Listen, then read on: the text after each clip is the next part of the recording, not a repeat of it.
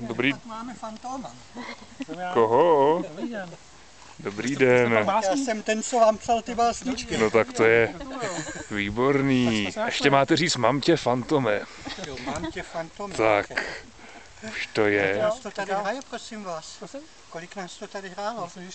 4, asi 6 jich bylo přihlášeno. Tam bylo takových 100 lidí kolem hospody, možná 150. Já jsem se děsil tomu, že jste to vy. Já to napíšu těm ostatním, že to už mají smůlu. Tak teda poetický vítěz. Ale přiznávám, že jsem tady byl asi od 9 od rána a prošel jsem si všechny ty vyhlídky, které tady jsou.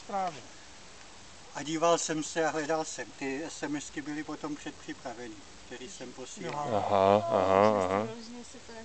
Ještě tam nějaký byli, jestli jste na Českém středohoří, nebo jestli jste dole u Chýpu, jak je ta křižovatka a tak.